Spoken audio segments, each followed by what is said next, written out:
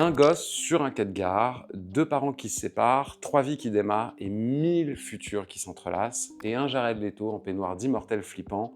Ouais, j'ai maté Mister Nobody, et spoiler, ce film est une masterclass de vertige narratif. Aujourd'hui, j'ai regardé pour toi Mister Nobody, réalisé par Jaco van Dormael, sorti en 2009 et depuis redécouvert comme un film culte de la SF existentielle, du style, et si on faisait un Inception qu'on mélangerait avec un Eternal Sunshine, plus un petit cours de philo sur le libre arbitre, mais tout ça en beau. Et étonnamment, ça fonctionne. Non pas malgré le chaos, mais justement grâce à lui. Alors pas de spoiler comme d'habitude, mais disons que c'est un film qui ne te raconte pas une histoire, mais toutes les histoires possibles d'un seul personnage. Un homme âgé, Jared Leto, dernier mortel dans un futur où tout le monde est immortel, raconte sa vie à un journaliste. Ou plutôt, ses vies. Et toi, spectateur, tu navigues entre ces futurs, ces regrets, ces et si, et tu réalises très vite que le but, c'est pas de comprendre, c'est de ressentir.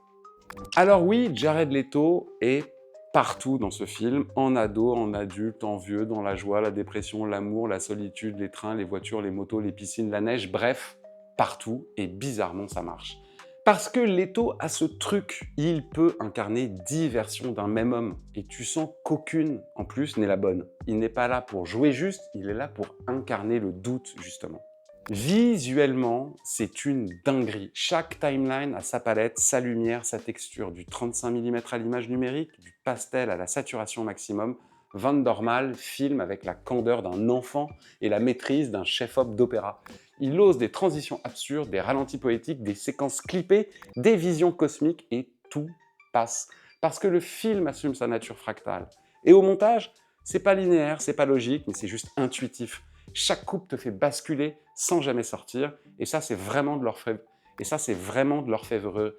Et ça c'est vraiment de... Et ça,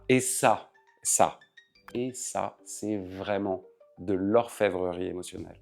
Et au niveau de la bande originale, tu passes de Pierre Van Dormael à Eurythmics, de Forêt à Mr. Sandman, et chaque morceau te cueille là où le film vient de t'ouvrir une brèche. C'est pas une BO illustrative, c'est une bande-son qui te touche directement au cœur. Alors cinéphilement parlant, c'est juste un puzzle de références bien digéré. Tu penses à Eternal Sunshine of the Spotless Mind pour les souvenirs fragmentés, Cloud Atlas pour le côté multi-vie, multi-temps, Tree of Life pour le côté la beauté existe même quand elle sert à rien, et Run Lola Run, Cours Lola Cours pour la variation d'un choix.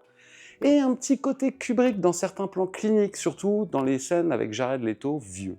Mais Mister Nobody ne copie personne, il convoque, il joue, il embrasse l'excès. Alors ça parle de quoi en vrai Mister Nobody? Du choix, du regret, surtout de la peur de choisir, et du fait que dans un monde infini de possibles, ne rien décider, c'est déjà décidé. C'est un film sur le chaos organisé qui est une vie humaine, sur ces moments minuscules qui changent tout, et sur la beauté des routes non empruntées. Alors est-ce que c'est parfait? Bien sûr que non, comme d'habitude, ça n'est pas parfait, mais c'est précieux, parce que c'est dense, ça peut te larguer si tu le regardes en scrollant ton téléphone, et parfois, effectivement, ça flirte avec le clip de pub pour parfum existentiel.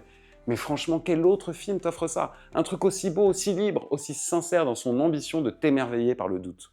Alors si tu regardes Mister Nobody et que tu aimes ça, tu peux aussi regarder The Fountain d'Aronofsky pour l'existentialisme romantique, Cohérence pour le cauchemar quantique locos, Double Life of Véronique pour le mystère émotionnel pur, et bien sûr Everything, Everywhere, All at Once, version hystérique et fun.